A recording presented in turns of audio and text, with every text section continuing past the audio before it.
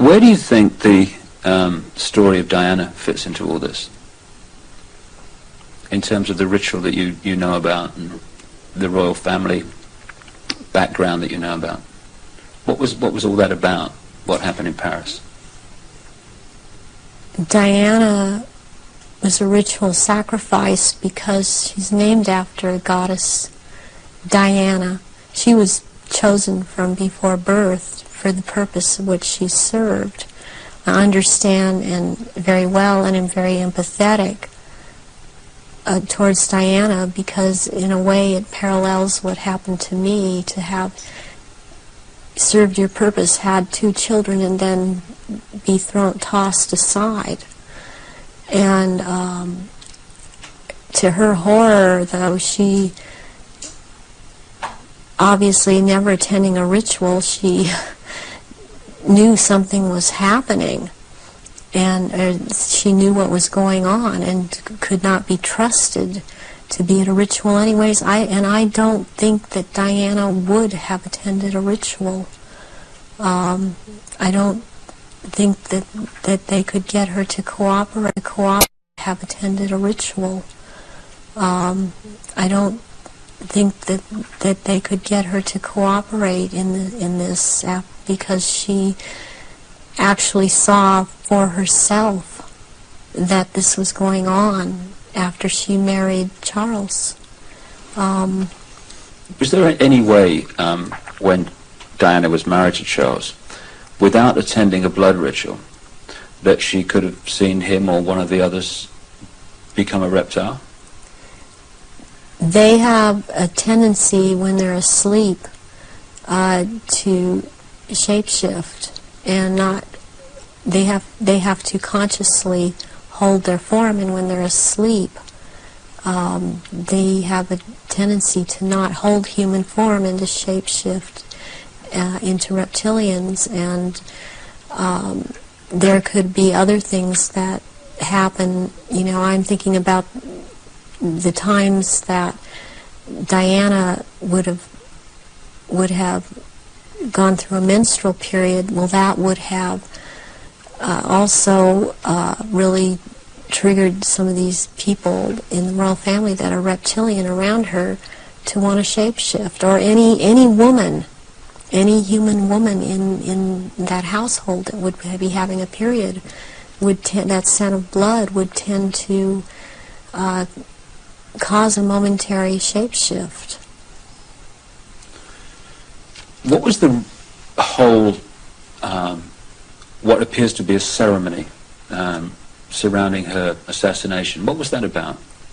The rumors that she was pregnant, the Egyptian deified, and the place where it all happened, which is an ancient sacrificial site to the goddess Diana. How does all that fit together in the rituals that you know about? Okay, the crown aspect of the goddess is Hecate, and the day of Hecate is on August 13th. And what is very prevalent in this with the Illuminati and what they've done with the Druidism and other in Egypt, the Egyptian religions, is they like to mirror the numbers. And so as like, for example, with the goddess Isis, her number is 18. When you mirror it, it's 81, and that is the number of the sister of Isis, Nephthys. And Nephthys was considered the evil sister to Isis. With Hecate, what I think happened here is that she was sacrificed, and it was a very important sacrifice because 3 people died, and it was a picture of the triad of Isis, Osiris, and Horus to them. Horus being the unborn child of Dodi Fayed that Diana carried, and was 3 months old, which is another very important fact, a number that's important to them, to be 3 months old. Sacrificial babies are taken in utero at 3, 5, and 7 months. And when I heard about this was a deal that I understood now had gone down. And she had to die in that tunnel because that tunnel's the passageway for Diana, the goddess. And she died at the 13th pillar again because of Hecate. And she died on the 31st because it's the mirror image of 13. And my understanding of what I get inside of me, and because I was told by Baron Guy de Rothschild last beginning of February, when he was in this country and he was there to try and reprogram me again and impregnate me, was that he was in the tunnel that night. He had to be there because not only was it a ritual death of Diana, this was also about taking her soul. And he was taking the soul of Diana, which no one else there could do. Whoever was present there could not do it. He could do it. And he was in France. This is the hypnotic stare you talk about. Yes. And drawing in the breath. And he had to be there to do this ritual killing, this ritual murder. This would mean that the ambulance team and a doctor that arrived within a minute of the crash coming the other way must have been in on this whole deal, or at least the people in charge of the ambulance team. From your experience of the kind of people involved in this Illuminati satanic network, do you think that's possible, that they could set that up? Yes, I do. I've seen a lot of things set up that if you did not know, if you weren't in on the so-called inner circle, or know what the Illuminati can do, because they depend on people not believing they're really there, you would not, you would have a hard time believing it. That this has been such a secretive group and worked in such insidious ways to infiltrate and control. And there are so many unanswered questions they don't seem to be able to answer about Diana that keep coming up in spite of all the reports that come out, because there are people that don't believe what they're hearing. What would have been the purpose of creating such a clear and definite ritual in the assassination of Diana? What would be the purpose of that when they could have killed her in another way?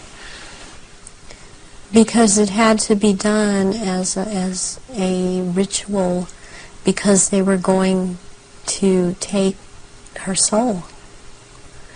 And it had to happen in the tunnel. It had to happen that way. It had to happen in that year.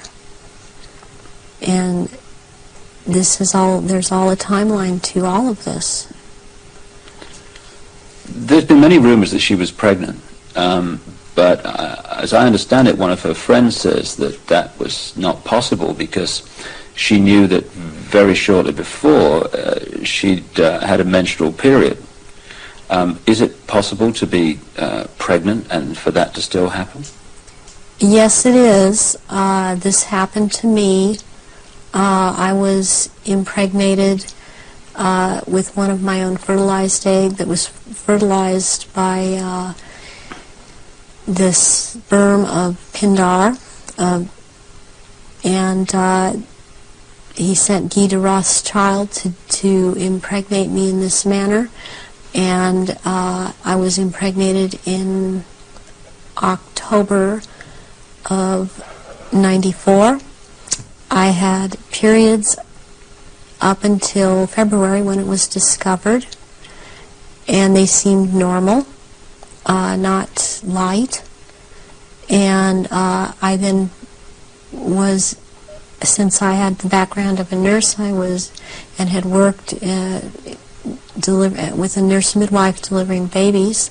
I was, for some reason, it occurred to me to check my stomach, my abdomen, and I realized that I was pregnant, and so I ended up seeing a doctor who told me, I mean, he verified, you're pregnant. He did it with blood test, with the urine test, and ultrasound exam, and if I don't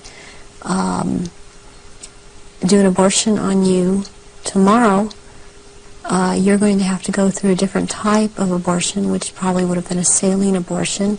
And I knew what I was pregnant with by that time, and so I was terrified to go through with it, and I could not go through with it, knowing what I knew, and so I had the abortion, but I had periods the whole time.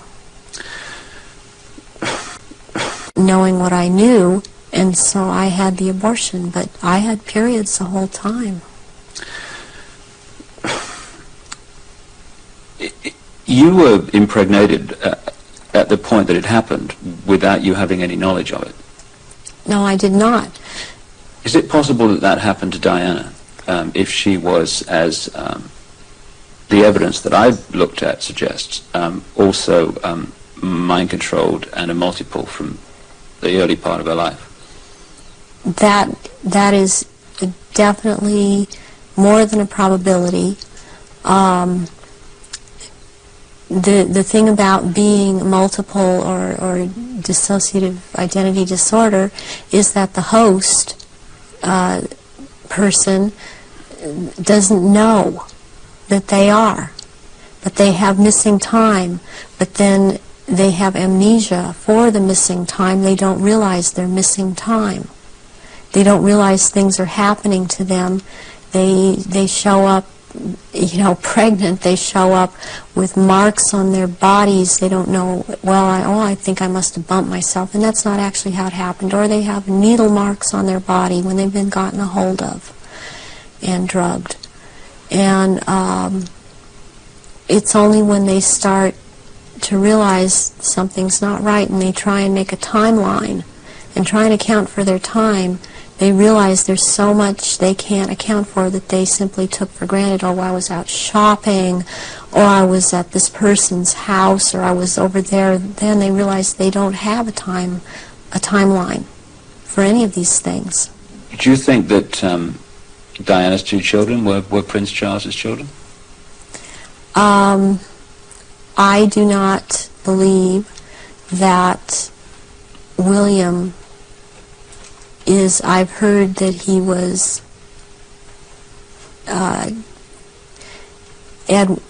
Charles's son. I've heard about someone else, and I believe that it was neither. I believe that this child of Prince William is the son of Pindar, and she was impregnated and she did not realize that.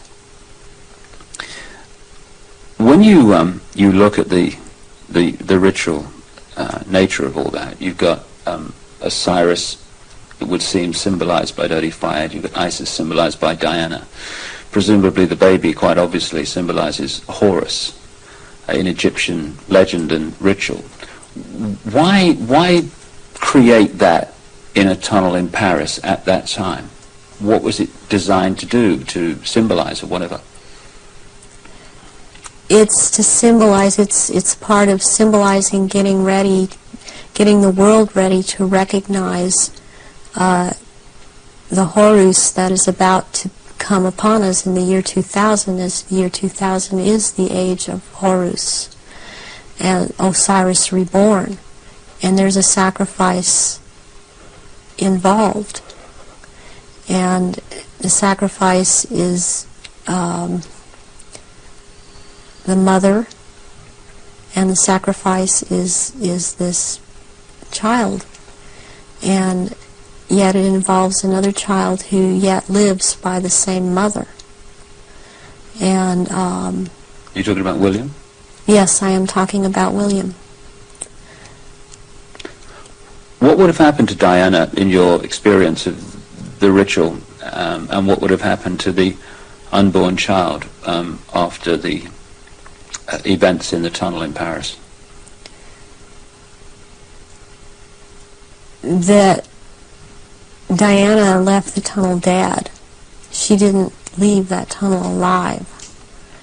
That ritual, she had to die in that tunnel, and they had to take her soul in that tunnel, and they had to take the soul or developing essence of the unborn child. And in the hospital, it follows logically, according to what I know about what they do, that they would have taken the uterus and the fetus from Diana, that would have been taken, and as a ritual that would have been taken, and they would have removed other body parts. And done what? Distributed them for high Illuminati members to consume. Because this is a ritual sacrifice. Some strange things happened after that. Strange things happened all the way through it. But suddenly the decision was made that she would not be buried in the local church where she wanted to be buried, but on an island among the trees in a lake at Althorpe Park. And Earl Spencer, her brother, claims through a dream he was inspired to put 4 black swans on the lake. Therefore, from your, again, knowledge of the ritual, what does all that mean? Why do that? Because 4 black swans have to do with 4 directions, 4 seasons. They have to do with sealing something for all eternity. To have 4 of something black, like that swan's figure in Celtic mythology, quite a bit in the Druid mythology. And black is the color of Hecate, and also one of the goddess aspects, the 3 goddess aspects that they have, the name is Black Flame or Black Star. And Black Flame means unto death. And so therefore the color black. And somewhere in there would be a flame.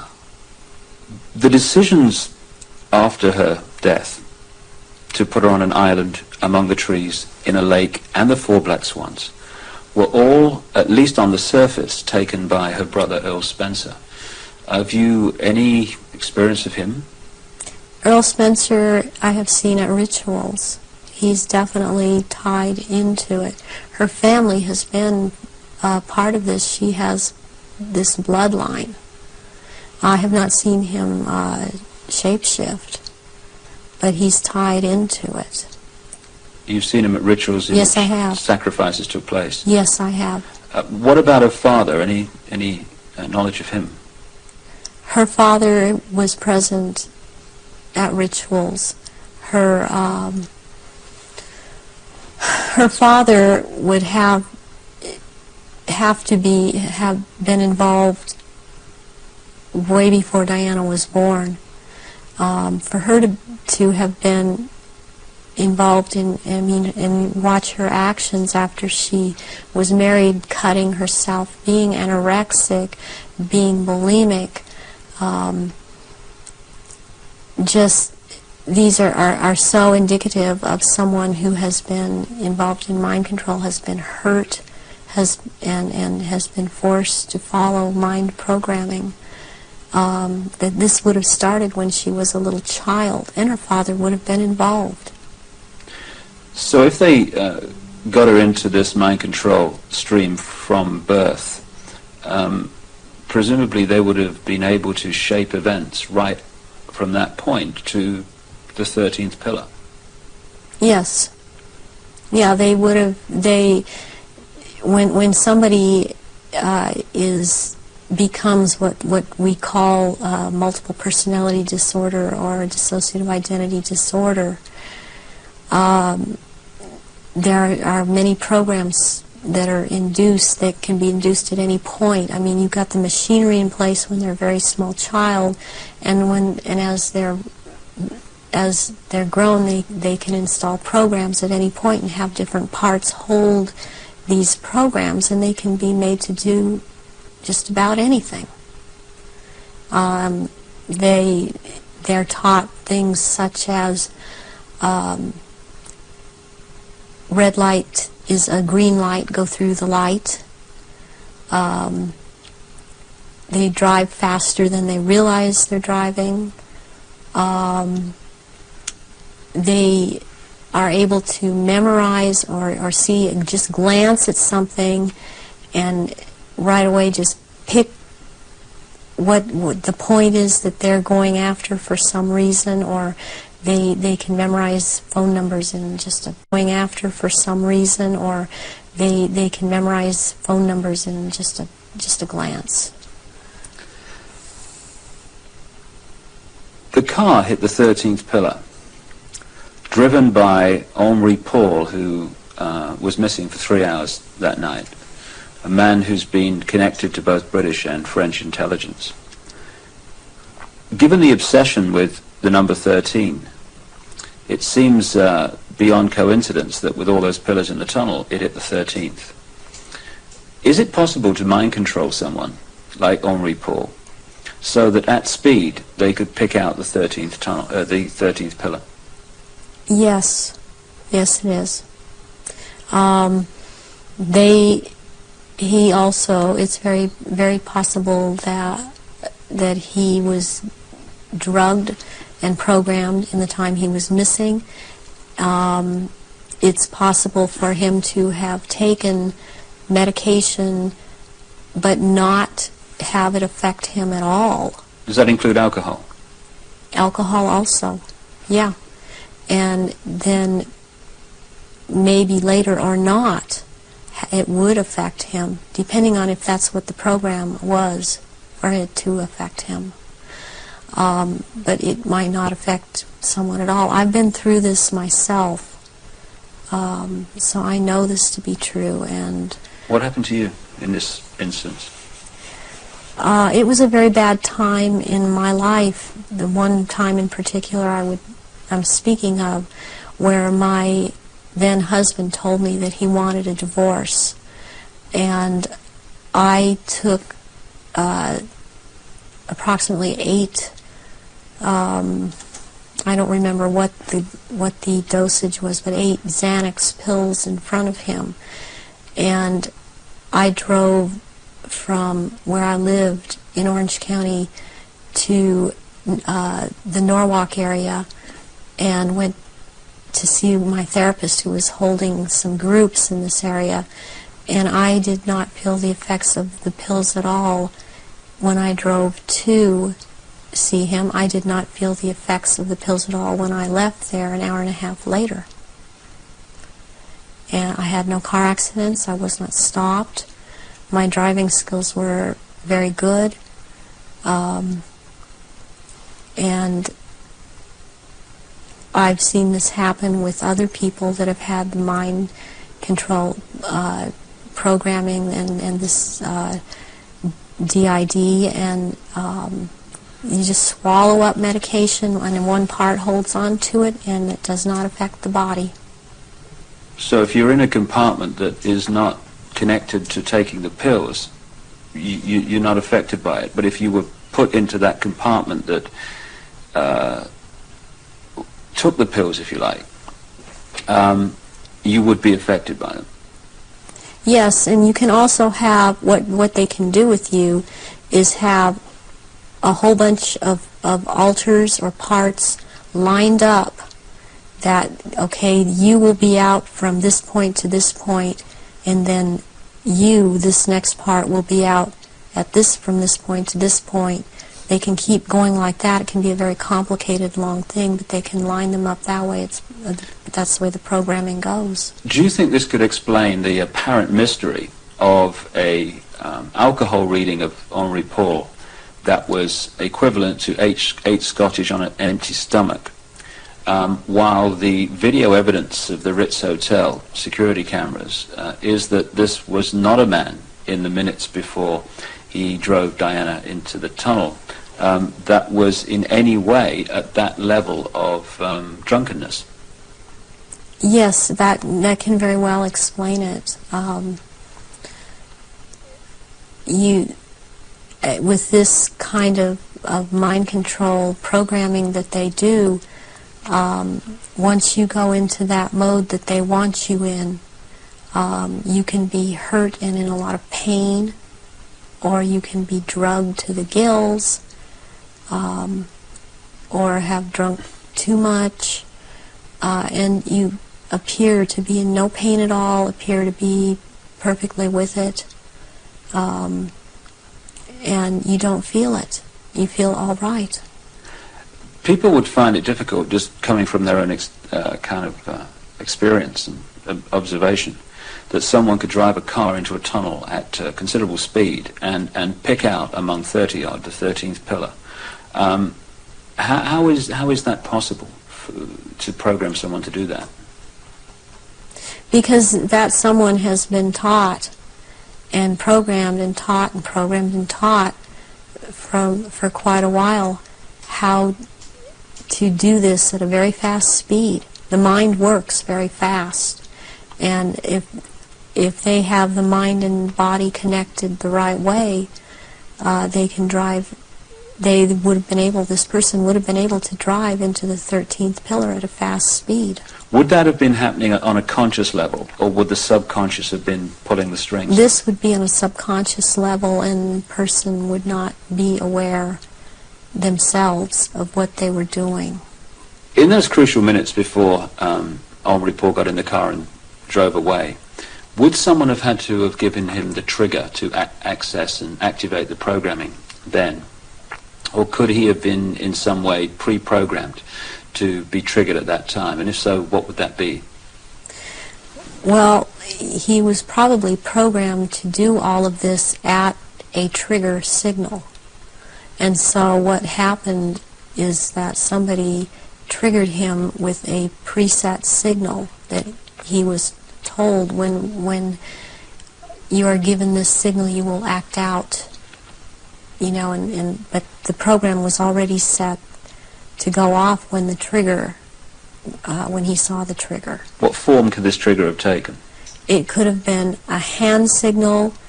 It could have been a certain type of handshake. It could have been a color that he saw that was flashed in front of his face. It could have been a certain person doing a hand signal. It's most likely that there was a person present that he was to react to when this person said something or signaled him in some way. Given the extent of your programming from birth, how was it possible for you to break out of it, as you appear to have done now?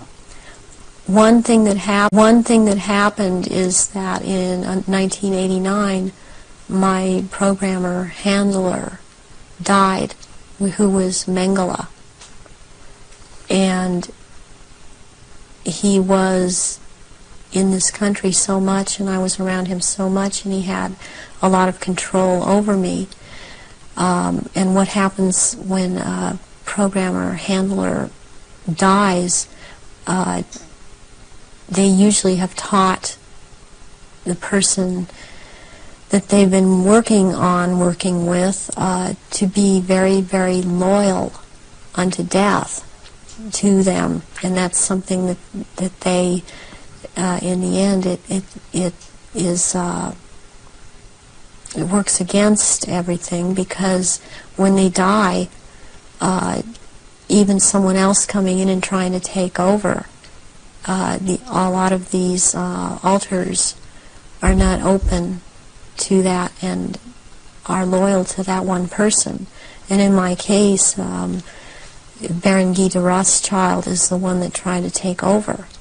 And for some number of years, there was a lot of the time, half the time they got their way, and half the time they didn't.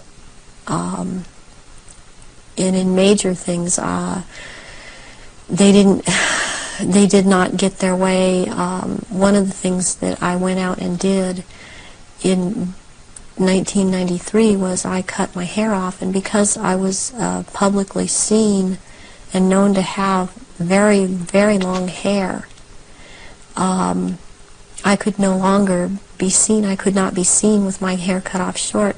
This would have caused a lot of questions with other people that had been programmed. And they still tried to carry on with other parts where I wouldn't have to be publicly seen, because they still consider me to hold this status. And they still consider me their property. I was always told I was their property. One question that people would ask is, given all that you know, why don't they just take you out? They still have plans for me, and this was told, who has spoken with Baron Guy de Rothschild, that they have plans for me, and they plan to try to have me back because of the psychic abilities, and that is not going to happen. In the little bit of tape we've got left, could we just turn the subject to the jewelry you've got to your left there? What is that? Was that part of the rituals that you were involved in? The first one, this is a child's ring. It is a 14-karat gold white, or 14-karat white gold ring with a diamond in the middle of a hexagram, or a hexagonal shape, and it looks like a hexagon if you were able to look closely at the diamond. This was returned to me by my ex-husband, who told me, well, this was in your daughter's clothes. And this was a message to me, and it was a trigger to me for him to do this. Very well, any high-ranking survivors that I have talked to that know of this ring know that it's from Mothers of Darkness. And it would be very unusual. I mean, I don't know of anyone else that has a ring like this in their possession at this point in time. And what's the necklace? The necklace here is made out of copper, and it's very Egyptian, and it was given to me when I turned 19, and that's an important age because you really start at the position I was at, having these psychic powers in full effect and being allowed to do this in full effect during rituals, and this was worn during certain rituals. Why copper, and why have it at all? Copper is a transmitter. Copper has always been used in the occult. It has a specific meaning. The meaning it has is because I had a triad of altars that were very active in a lot of rituals, and the triad was Isis, Osiris, and Horus. And Isis was the part that drew down the moon, and Osiris performed the rituals, and Horus was what was born of performing those rituals. Just in the literally 3 minutes we got left, for 3 or 4 minutes, I know it's difficult, but I want people to understand the nature of what's going on to so many people today. What sort of things were done to you as part of your traumatization as a child and later? I was electroshocked to the extent that, my parents were told when I was in first grade that my IQ was 70 and that I was retarded, and they said I would be retarded. I always had trouble in school when I was in school because I missed so much school. My school records are missing. They've just disappeared. I have medical records that are missing. My birth certificate appears to have been tampered with. I have had my eyelids taped open, and so I couldn't shut my eyes. I have been electroshocked. I've been put into a narcoleptic sleep and had earphones placed over my ears and had messages repeated and repeated for days. I've had drugs injected into my body so that my nerves were just like on fire, and then they would just touch me. I've had, since I wasn't allowed to have marks on my body, they couldn't use a cattle prod on me, but they do use cattle prods on people in torturing them, and they do use electrical stimulation to the genitals and also on the teeth. And they like to inject between the toes and under the fingernails and up in the gums.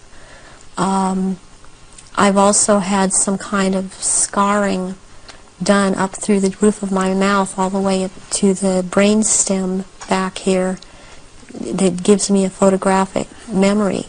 And I have calcium blocks around the pineal gland that seem to be perfectly spaced and even, and it's very, very curious. The doctors can't seem to come up with a reason for that. I have been programmed to be anorexic, to be bulimic. For the government programming, since I was also used by the government in this country, I was programmed to cut my arms if I started to remember, which I was punished for by the Illuminati, as I was not to have these marks upon myself. I was made to eat my own feces as a little child. I was made to drink my own urine. I was not allowed to go to the bathroom. I was placed in a sensory deprivation tank. I had my shoulders, my knees, my toes, and my fingers, my elbows dislocated and then put back into place when they wanted me to be traumatized.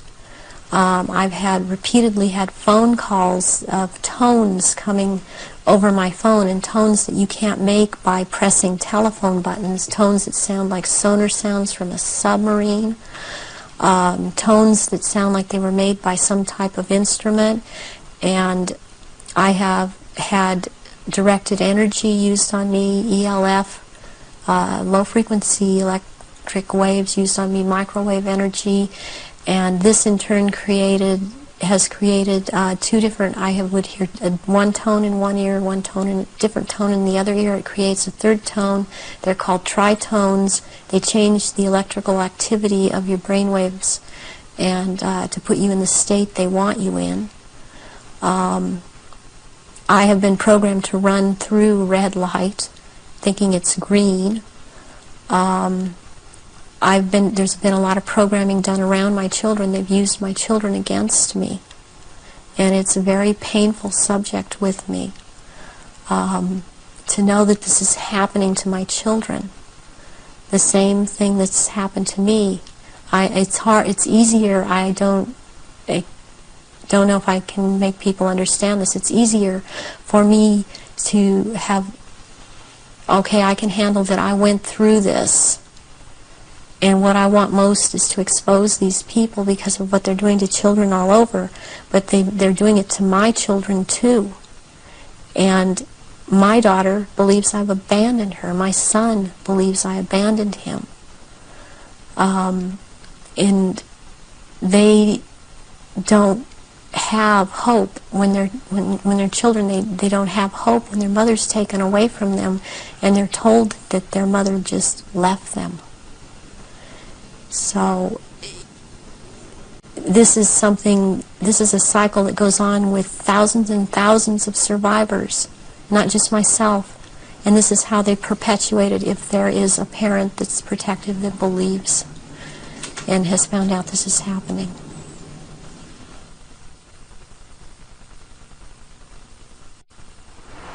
The astonishing revelations of Arizona Wilder, a very, very brave lady who's chosen to stand up and be counted. And only by enough people doing that is this nonsense and this manipulation going to be brought to an end, as it is in the next few years.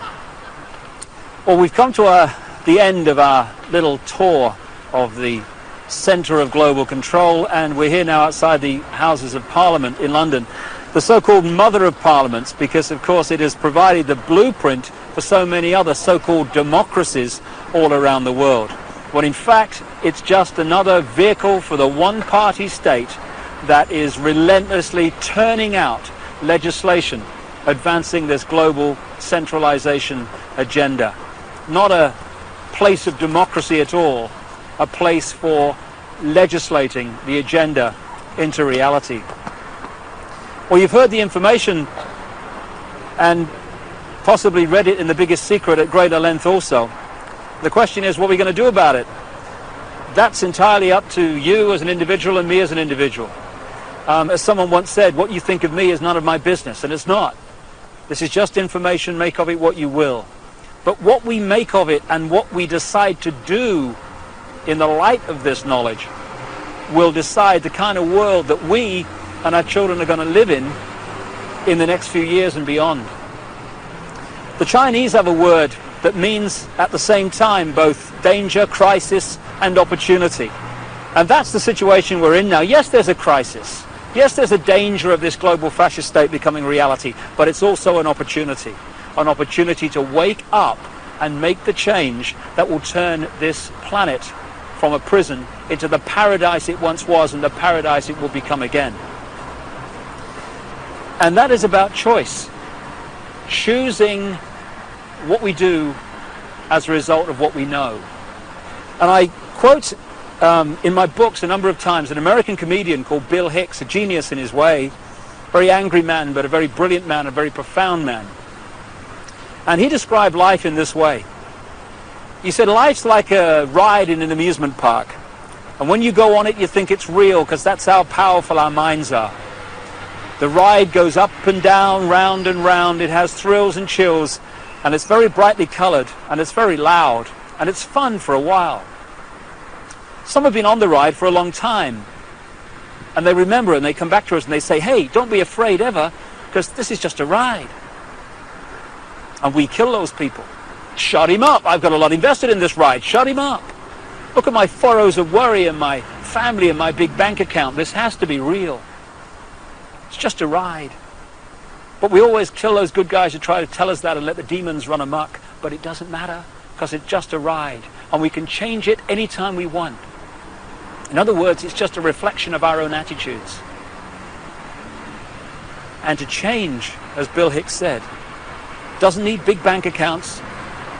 It just means a choice right now between fear and love.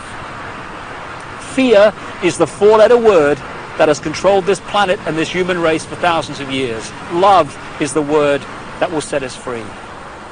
And that's the choice we face now. And the world that those two choices will create will be so different as to be unexplainable. The chasm between the two, a prison or a paradise. I just want to say one other thing before we finish this video. I don't want to demonize the reptilian race, because it's just a genetic stream in the great forever. I'm talking about a small number of this reptilian race that is behind this manipulation, not the race in general. And indeed, many of the reptilian stream, both in physical bodies and in other dimensions, are working now to help humanity win their freedom, win our freedom back. And I'd like to thank once again also Arizona Wilder for having the guts to stand up and speak her truth. And if enough people do that, then this house of cards, because that's all it is in the end, is going to fall. And I'd like to thank also my friend Brian Desborough for helping Arizona and for his own commitment to truth. We're now at the crossroads of the evolution of the human race, or a crossroads anyway. And the good news is this: there is a global awakening going on. I've spoken in something like 20 countries in the last 18 months. People are waking up. They're asking questions. They're seeing themselves and the world in a different light. And this is going to gather pace and is gathering pace all the time. And it's this transformation of human thought and perception that is going to bring the change that we dreamed about for so long. Dreams are merely imagination which can be made reality if we're prepared to do what is necessary to achieve that. That's the challenge we face now.